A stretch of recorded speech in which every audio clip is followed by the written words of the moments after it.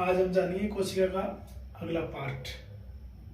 इसमें हम पढ़ेंगे सेल ऑर्गेनल यानी कि कोशिका कोशिकांग। क्या होते हैं कोशिका कोशिकांग?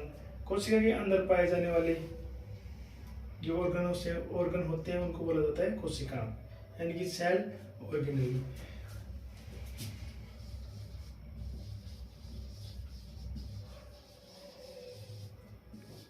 सेल ऑर्गेनली मतलब कोशिका कोशिकांग। इनमें सबसे पहले पढ़ेंगे अपन केंद्रक। क्या पढ़ेंगे? केंद्रक। केंद्रक के बारे में बेसिक जानकारी अपन को होनी चाहिए। इसके बारे में जानेंगे कि केंद्र की खोज रॉबर्ट ब्राउन ने की थी, जो कि अपन ने कल याद भी किया था।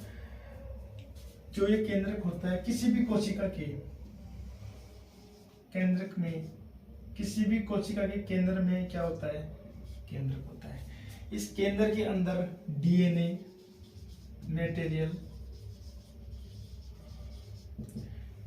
मटेरियल पाए जाते हैं, जो कि लक्षणों को एक पीढ़ी से दूसरी पीढ़ी में स्थानांतरित करता है।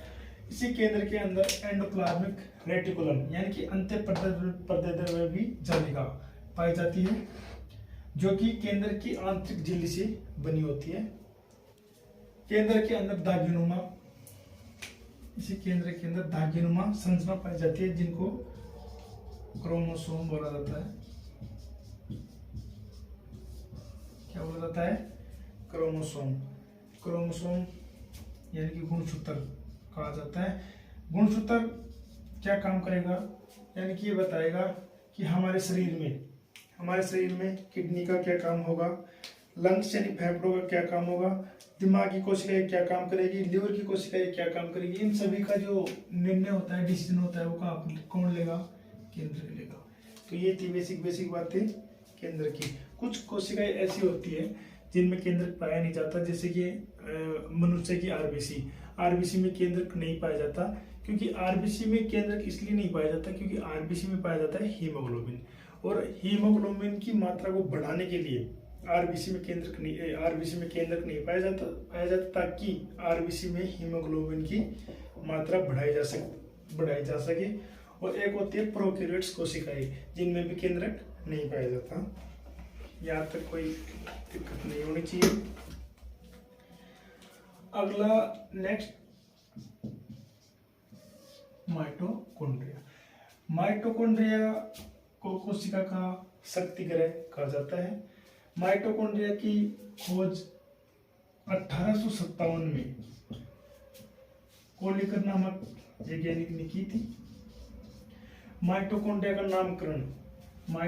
नामकरण बेंडा नामक वैज्ञानिक ने किया था। और माइटोकॉन्ड्रिया को बायोप्लास्ट कहने वाला जो वैज्ञानिक था उसका नाम था अल्टमान।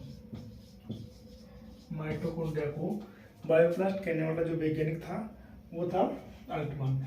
माइटोकॉन्ड्रिया में ग्लूकोज का दहन किया जाता है, यानी कि होता है। और ग्लूकोज का सूत्र होता है C6H12O6। इसको जब ग्लाइकोलाइसिस की उपस्थिति में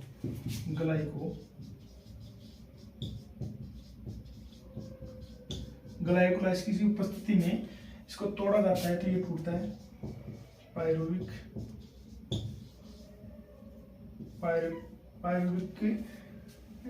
अम्ल में, यानी कि एसिड पायरुविक अम्ल में टूटता है। और जब पायरुविक अम्ल को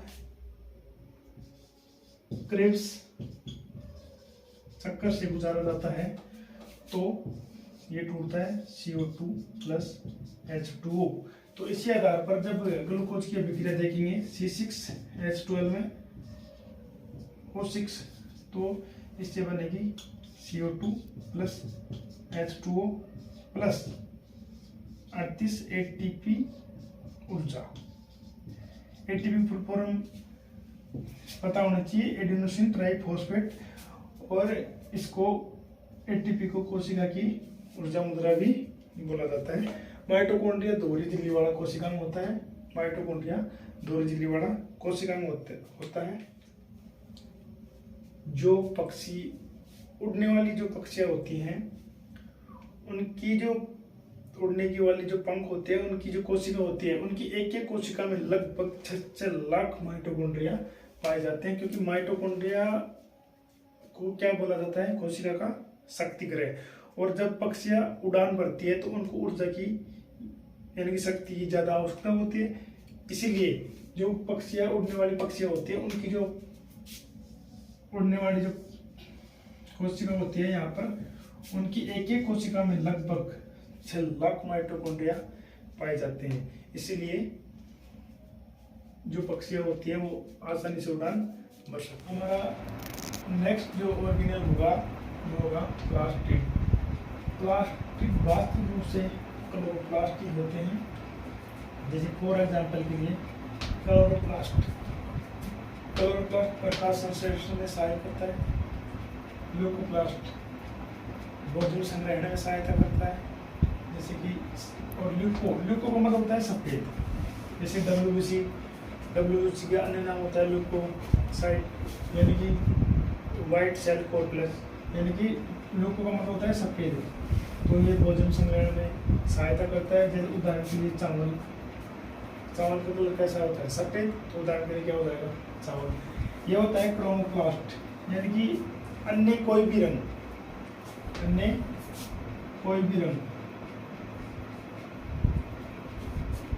इसका कार्य क्या होता है, कीटों को अपनी ओर आकर्षित करना होता है। अपन जानेंगे अब क्लोरोप्लास्ट के बारे इसके बारे में।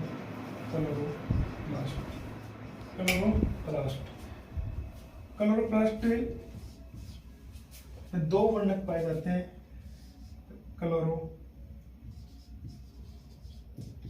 क्लोरोफिल ए और दूसरा होता है क्लोरोफिल बी। क्लोरोफिल और ए और क्लोरोफिल बी। जैसे मनुष्य में रक्त के लाल रंग के लिए हीमोग्लोबिन जिम्मेदार होता है, उसी प्रकार पौधों के हरे रंग के लिए क्लोरोफिल जिम्मेदार होता है। अगर हीमोग्लोबिन में देखा जाए तो मनुष्य के लाल रक्त का जो कारण होता है वो आयरन के कारण होता है, और अगर इसी में अगर क्लोरोफिल में भी देखा जाए ना तो जो पौधों का हरा रंग होता है उसका कारण होता है मैग्नीशियम। कौन जिम्मेदार होता है, मैग्नीशियम। जो क्लोरोफिल ए होता है ये यूनिवर्सल वर्णक होता है, यानी कि सभी में पाया जाता है। और आपको पता होना चाहिए, कल की क्लास में हमने डिस्कस किया था कि क्लोरोप्लास्ट होता है उसमें खुद का डीएनए और खुद का आरएनए होता है, इसलिए इस कोशिका को क्या बोला जाता है, अर्धसंरक्षी कोशिका। यहाँ तक कोई दिक्कत नहीं होनी चाहिए। नेक्स्ट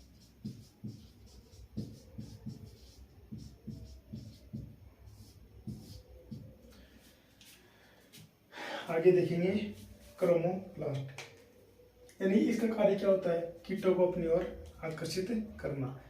कीटों को अपनी ओर आकर्षित करना किसका काम होता है, क्रोमोप्लास्ट का। क्योंकि फूलों के पास मेल गैमेट्स होते हैं, और उन मेल गैमेट्स को मादा अपनी ओर आकर्षित करने के लिए क्या होते हैं, कलर। जिन फूलों में कलर होता है उनमें खुशबू नहीं होती, और जिन फूलों में खुशबू होती है उसमें कलर नहीं होता। अब आप बोलोगे कि गुलाब में तो खुशबू भी है और कलर भी है, ये सब बकवास है। गुलाब में कोई खुशबू होती नहीं है इतनी जितनी आप सोच रहे हो। अगर खुशबू देखनी है ना तो आप मोगरा के पास आओ, दूर से ही उसकी जो स्मेल होती है, खुशबू होती है, अपन को महसूस हो जाती है। तो इसलिए जिन फूलों में कलर होता है उनमें खुशबू नहीं होती, और जिनमें खुशबू होती है उनमें कलर नहीं होता। तो इनका जो मेन मकसद कार्य होता है वो क्या होता है, कीटों को अपनी ओर आकर्षित करना। नेक्स्ट कोशिका गोल्जी बॉडी। इसकी खोज कैमिलो गोल्जी ने की थी, और उन्होंने अपने ही नाम के आधार पर गोल्जी बॉडी यानी कि गोल्जी का इसका नाम रख दिया। इसका जो कार्य होता है वो क्या होता है, पहली बात इसका कार्य होता है स्रावण यानी कि सिक्रेशन। गोल्जी बॉडी का मुख्य कार्य होता है सिक्रेशन। इसकी जो संरचना होती है ना वो इस प्रकार होती है कुछ,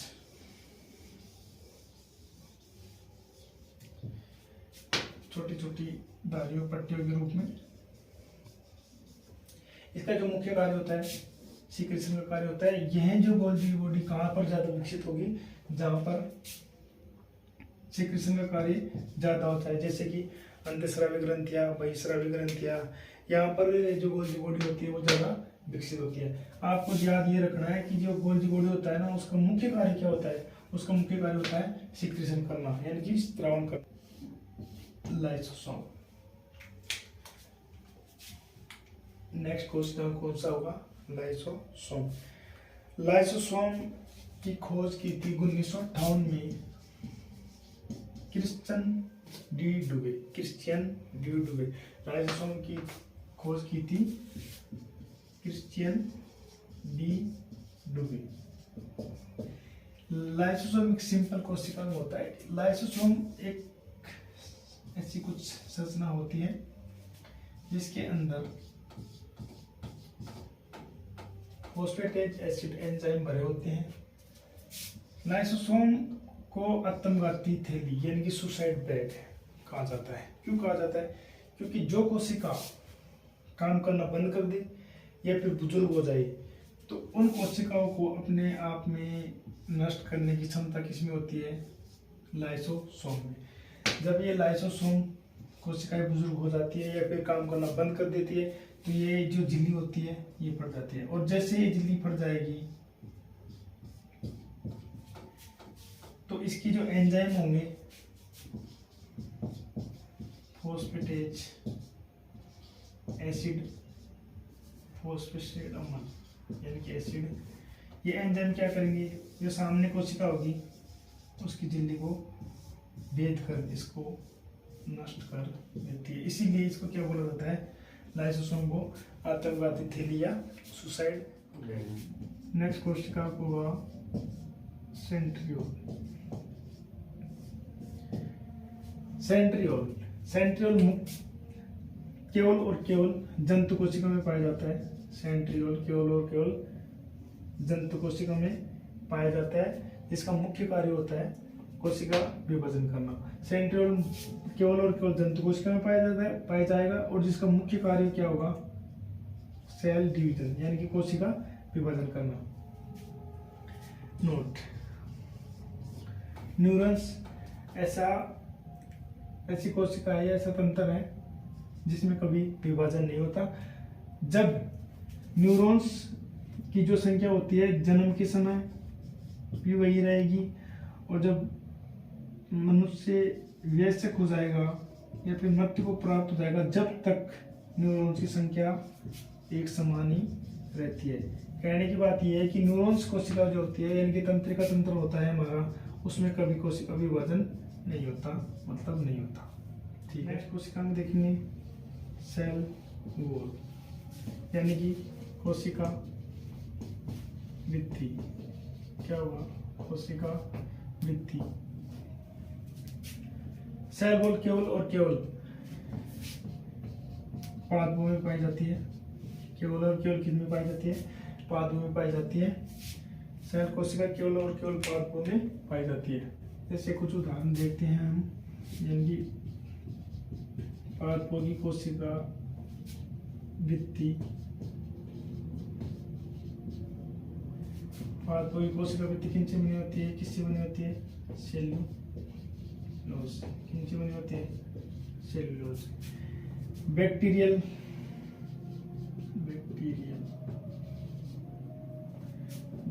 सेल वॉल किनसे बनी होती है,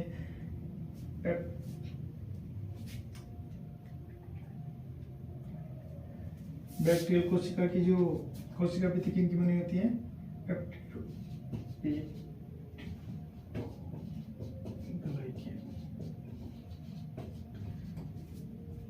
बैक्टीरियल कोशिका भित्ति किसकी बनी होती है, पेप्टिडोग्लाइकेन की। और जो फंगस कोशिका होती है, फंगस सेल यानी कि कवक कोशिका, उनकी जो कोशिका भित्ति होती है किसकी बनी होती है, काइटिन की। किसकी बनी होती है? काइटिन की। नेक्स्ट कोशिका में देखेंगे अपन कोशिका झिल्ली, सेल मेम्ब्रेन। यह अर्धपारगम्य होती है और कोशिका जो झिल्ली होती है किससे बनी होती है? प्रोटीन व लिपिड। कोशिका झिल्ली प्रोटीन व लिपिड के द्वारा बनी होती है और ये एक अर्धपारगम्य झिल्ली होती है।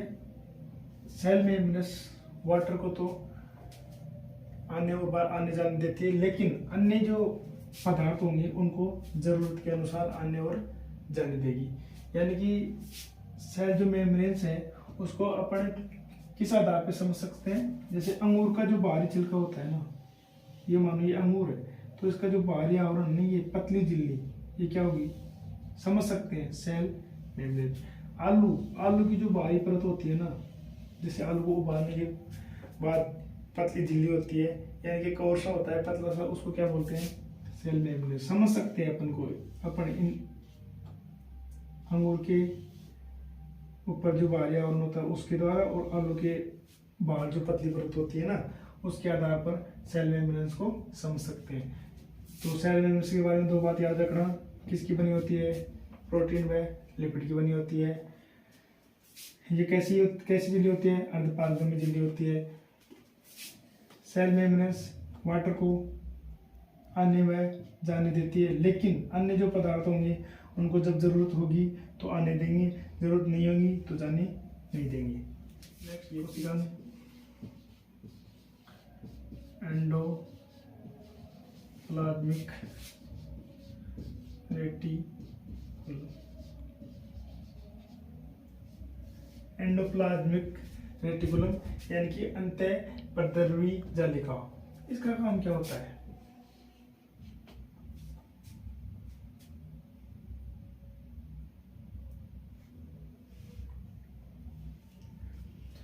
एंडोप्लाज्मिक रेटिकुलम, इसका कार्य, इसकी जो झिल्ली होती है, परत होती है, उस पर राइबोसोम चिपके रहते हैं, जिससे प्रोटीन निर्माण में सहायता मिलती है। तो एंडोप्लाज्मिक रेटिकुलम के बारे में एक पॉइंट याद रखना आप कि इसकी जो झिल्ली होती है, परत होती है, उस पर राइबोसोम चिपके रहते हैं, जिनका मुख्य कार्य क्या होता है? प्रोटीन निर्माण करना। नेक्स्ट कोशिका होगा वैक्यूल्स, यानी कि रिक्तिका। क्या होगी? रिक्तिका। ये मान लो आप पादप कोशिका, ये मान लो आप जंतु कोशिका। ठीक है, इसकी जो संरचना है कुछ इस प्रकार होगी। इसमें देखो आप, पादप कोशिका में जो रिक्तिका होगी ना, वो कैसी होगी? बड़ी रिक्तिका होगी। कैसी रिक्तिका होगी? बड़ी रिक्तिका होगी और इसकी जो संख्या होगी सिर्फ एक ही होगी। लेकिन जब जंतु कोशिका होती है ना, इसमें जो रिक्तिकाएं होती है इनकी संख्या अनेक होगी और जो रिक्तिका की जो साइज होगा, आकार होगा, कैसा होगा? छोटा होगा। बस काफी है। रिक्तिका के बारे में आप दो बात याद रखना कि पादप कोशिका होती है, उसमें रिक्तिका की संख्या एक होती है और जिसका आकार बड़ा होता है। लेकिन जंतु कोशिका में अनेक रिक्तिकाएं पाई जाएगी और जिनका आकार कैसा रहेगा? छोटा रहेगा। नेक्स्ट कोशिका जो होगा वो क्या होगा? राइबोसोम, जिसकी खोज पेलेट के द्वारा की गई थी। इसका जो निर्माण होता है वो आरएनए से मिलकर होता है। राइबोसोम की खोज पेलेट के द्वारा, राइबोसोम का निर्माण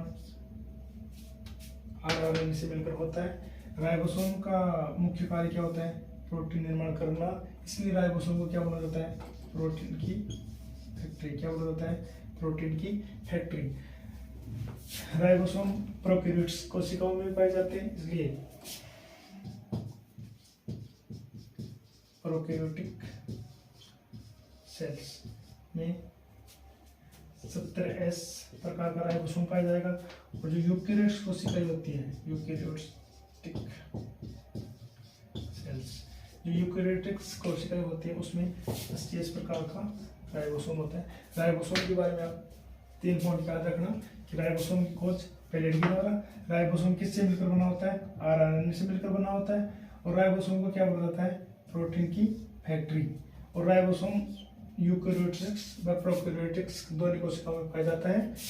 प्रोकैरियोट्स में 17 प्रकार का राइबोसोम पाया जाएगा और यूकेरियोट्स में 80 प्रकार का राइबोसोम पाया जाएगा। ये 4 पॉइंट काफी सफिशिएंट होंगे सेल साइकिल यानी कि कोशिका चक्कर। नेक्स्ट पॉइंट हेडिंग होगी कोशिका चक्कर।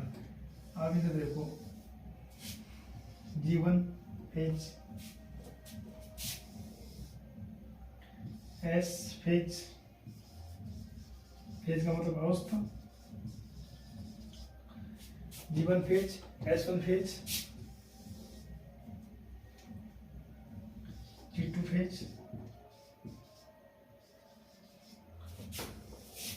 M phase. कोशिका चक्र में 4 प्रकार की अवस्थाएं होती हैं।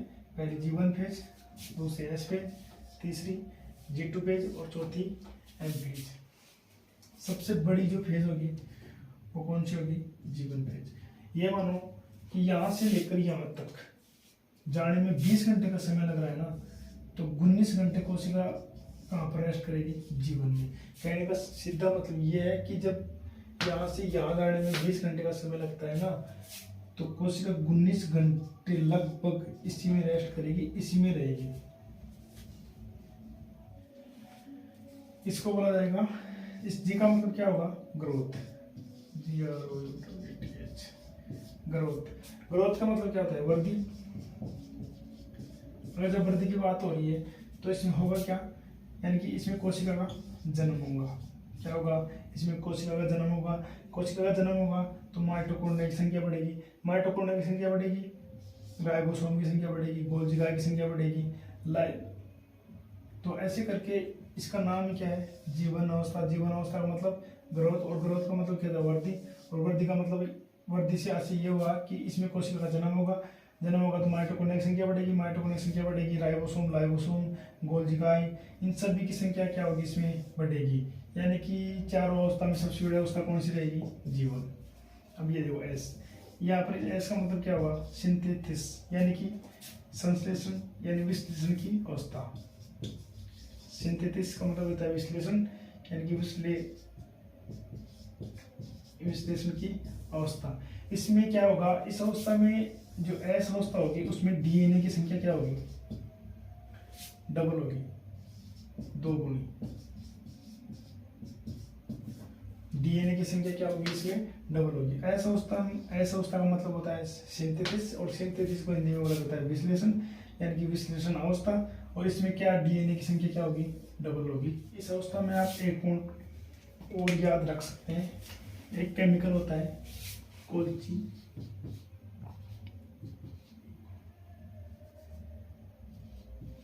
कोल्चिसिन।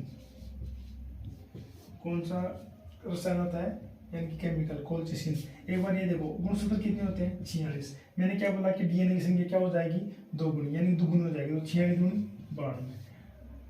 ये 46 क्या हुआ? 92। 92 का डबल डबल डबल होते रहेंगे। लेकिन अगर कोल्चिसिन नामक केमिकल इसमें मिला दिया जाता है तो, जैसे ये गुणसूत्र 92 है ना, तो 92 ही रहेंगे। फिर इसमें कोशिका विभाजन आगे नहीं होगा। ये पॉइंट याद वही तो रख लेना, बाकी कोई दिक्कत वाली बात है नहीं, ऐसा पॉइंट है। अब नेक्स्ट अवस्था कौन सी रहेगी? G2, यानी कि G2, जी का मतलब क्या होगा? ग्रोथ। ग्रोथ यानी वृद्धि। इस अवस्था में क्या होगा? यानी कि एक वृद्धि यहाँ पर होगी और दूसरी वृद्धि कहाँ पर होगी? इन्हीं कोशिकाओं में, माइटोकॉन्ड्रिया, राइबोसोम, लाइसोसोम, गोल्गी, इनमें कहाँ पर वृद्धि होगी? एक बार यहाँ।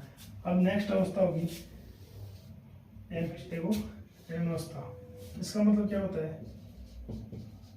माइटोटिक अवस्था। माइटोटिक का मतलब होता है विभाजन की अवस्था। तो एम फेज को क्या बोला जाएगा? विभाजन की अवस्था। एम फेज का मतलब होता है माइटोटिक अवस्था, और माइटोटिक का मतलब होता है विभाजन की अवस्था, यानी कि कोशिका इसमें क्या करेगी, विभाजन करेगी और आगे की ओर बढ़ेगी। साइज के आधार पर, यानी कि सबसे बड़ी अवस्था कौन सी थी, G1, उसके बाद S, उसके बाद G2, उसके बाद M। अगर इसका डायग्राम देखें तो कुछ इस प्रकार होगा। सबसे बड़ी अवस्था कौन सी होगी, G1, तो इसको इसमें दर्शाएंगे। फिर S, तो इसको इसमें दर्शाएंगे। उसके बाद G2, तो इसको इसमें दर्शाएंगे। और सबसे छोटी अवस्था कौन सी है, M। तो इसके आधार पर इसको हम समझ सकते हैं। M जो अवस्था है उसमें ओनली क्या होगा, सेल डिवीजन, कोशिका विभाजन। M अवस्था में क्या होगा, कोशिका विभाजन। को आगे डिवाइड करते हैं, 4 भागों में डिवाइड कर सकते हैं। प्रोफेज, मेटाफेज, एनाफेज,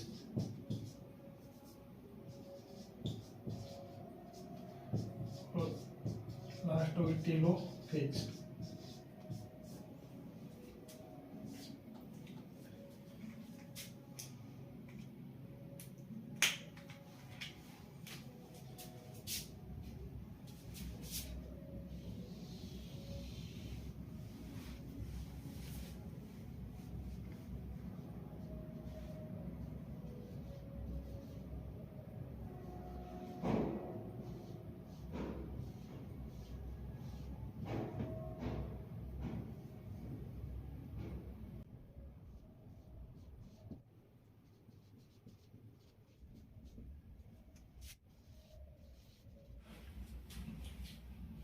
ये जो 4 अवस्था होती है मेटाफेज की, एम फेज की, ये 4 अवस्था होती है, इनका जो क्रम होता है ना वो याद करना जरूरी होता है। जैसे प्रोफेज, मेटाफेज, एनाफेज, टेलोफेज, आप इस तरीके से याद कर सकते हैं। PMAT, पीमेट, इस शब्द वर्ड के द्वारा आप आसानी से इन 4 अवस्थाओं को याद रख सकते हैं। P यानी प्रोफेज, M यानी मेटाफेज, A यानी एनाफेज और T यानी टेलोफेज। अब प्रोफेज, इसको समझते हैं। प्रोफेज, प्रो यानी पहले, जो पहले की अवस्था होती है ना जिसमें सेंट्रियोल और गुणसूत्र ओनली दिखाई देते हैं, वो कौन सी अवस्था होगी, प्रोफेज। देखो इधर देखो आप, ये क्या है, सेंट्रियोल, और ये मध्य में ये क्या है, गुणसूत्र, क्रोमोसोम। तो इस अवस्था में क्या होगा, प्रोफेज अवस्था में होगा प्रो यानी पहले, और प्रोफेज अवस्था में सेंट्रियोल और गुणसूत्र दिखाई देंगे। इसके बाद नेक्स्ट अवस्था होगी मेटाफेज। मेटाफेज अवस्था में ये देखो, मेटाफेज अवस्था, ये प्रोफेज अवस्था,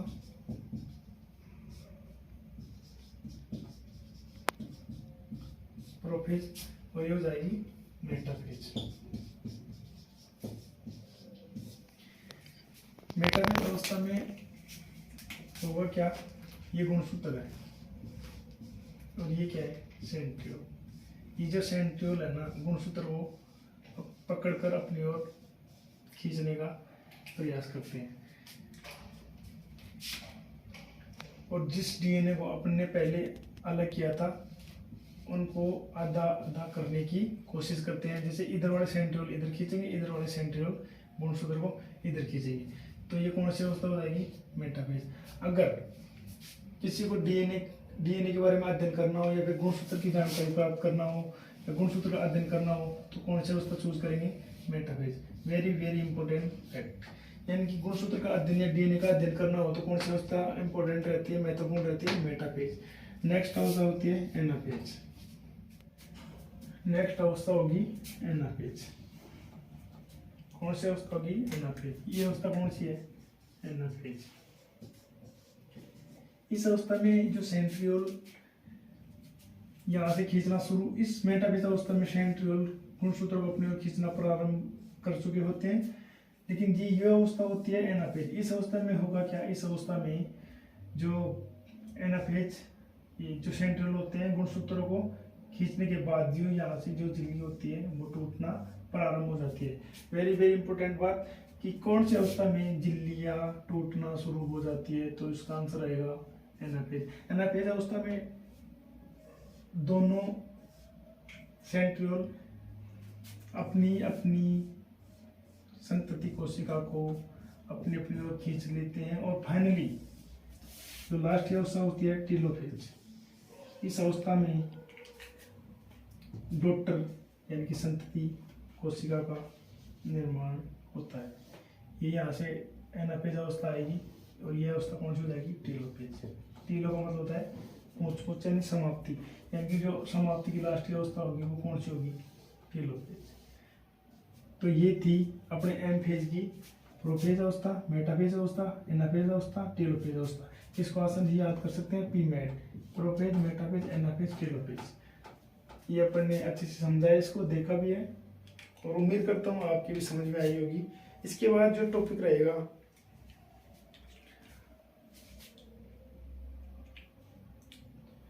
यहाँ तक कोई दिक्कत होगी नहीं। फिर ये जो संतति कोशिका होती है, पुत्री कोशिका होती है या डॉटर कोशिका होती है, ये फिर वापस जीवन अवस्था के पास जाएगी। फिर जीवन से एस में, एस से G2 में, G2 से M में, ये चक्कर चलता रहता है और कोशिका का निर्माण होता रहता है। ये चारों अवस्थाएं इस प्रकार थी जो हमने देखा।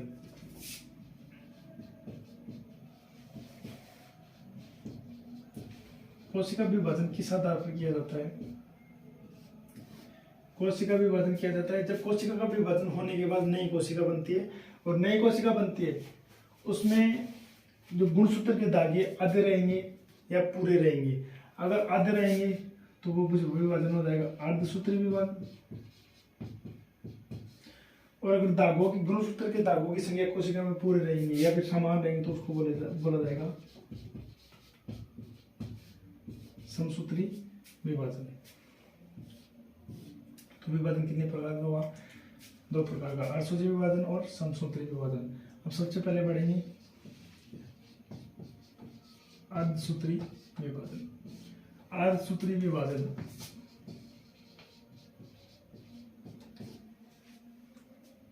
अर्धसूत्री विभाजन का मतलब कि इनमें जो गुणसूत्र के धागों की संख्या क्या हो जाएगी, आधी हो जाएगी। अर्धसूत्री विभाजन कहाँ पर होगा, अर्धसूत्री विभाजन वहां पर होगा जहां पर कोशिका का निर्माण होता है और वो कोशिका अगली पीढ़ी तक स्थानांतरित होती है, वहां पर कौन सा विभाजन होता है, अर्धसूत्री विभाजन।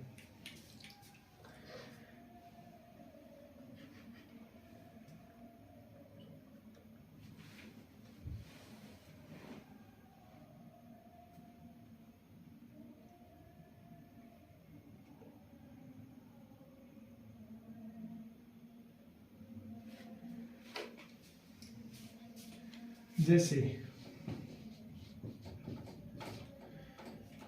पुरुषों में शुक्राणु और महिलाओं में अंडाणु। जब शुक्राणु का अंडाणु का मिलन होता है तो बनने वाली नई संतति में आधे गुणसूत्र पुरुष के और आधे गुणसूत्र महिला के, आधे गुणसूत्र पुरुष के और आधे गुणसूत्र महिला के। जब इन दोनों के गुणसूत्र मिलते हैं तो एक नई संतति यानी कि नए बच्चे का निर्माण होता है, नया बच्चा पैदा होता है, और उसमें जो नई संतति पैदा होगी उसमें आधे गुणसूत्र किसके रहेंगे, पुरुष के रहेंगे, और आधे गुणसूत्र किसके रहेंगे, महिला के रहेंगे। और जो ये नया बच्चा पैदा होगा वो मानव बिल्कुल एज इट इज किसकी तरह रहेगा, मानव की तरह।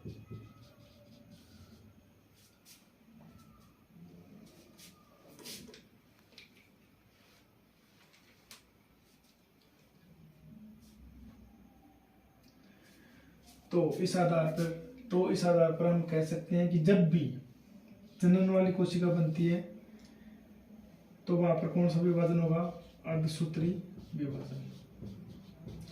अर्धसूत्री विभाजन समझने में कोई दिक्कत नहीं हुई होगी। अब आगे देखिए, अर्धसूत्री विभाजन से उन कोशिकाओं का निर्माण होता है जो जनन का कार्य करती है और एक पीढ़ी से दूसरी पीढ़ी में स्थानांतरित होता है। नेक्स्ट विभाजन देखेंगे।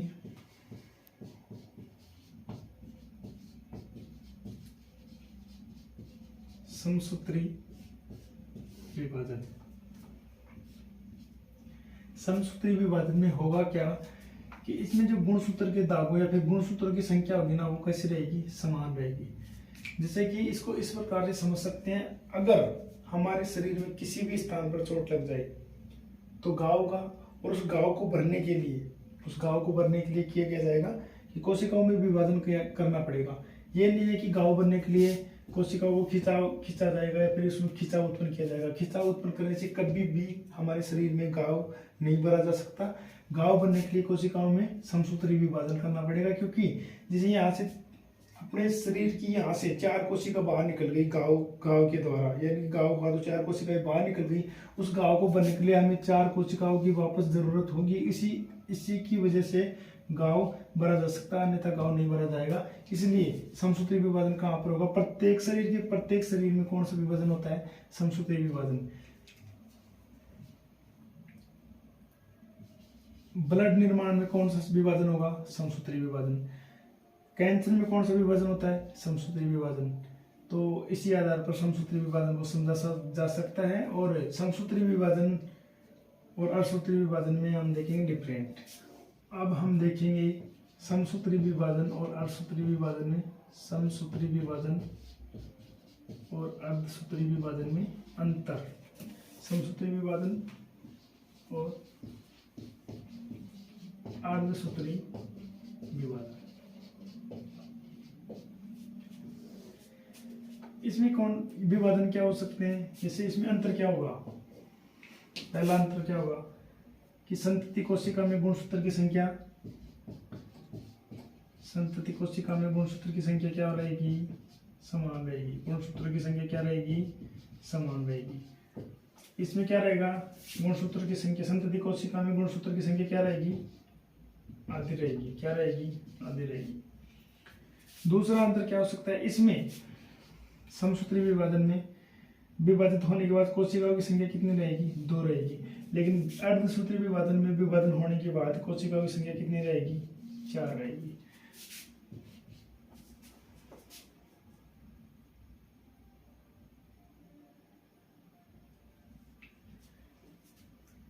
नेक्स्ट विभाजन क्या होगा कि समसूत्री विभाजन सभी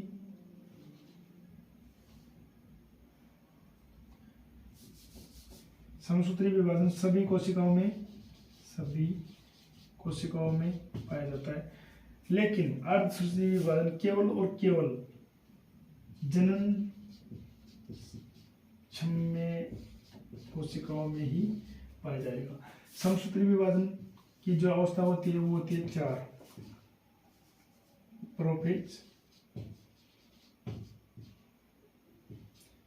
प्रोफेज, मेटाफेज, एनाफेज, टेलोफेज। लेकिन अर्धसूत्री विभाजन की जो अवस्था होगी वो होगी कितनी, 8। कौन कौन सी, prophase first, metaphase first, anaphase first, telophase first. और जो 4 होगी वो कौन सी रहेगी, prophase second, metaphase second, anaphase second और लास्ट होगी टेलोफेज सेकंड। तो ये था अपना सेल डिवीजन सेल बायोलॉजी, यानी कि कोशिका जीव विज्ञान। ये जो टॉपिक था हमने सरल तरीके से पूरा कर लिया है। अगर आप चैनल के ऊपर नए हो तो चैनल को लाइक करें, सब्सक्राइब करें और कमेंट्स करें। Thank you.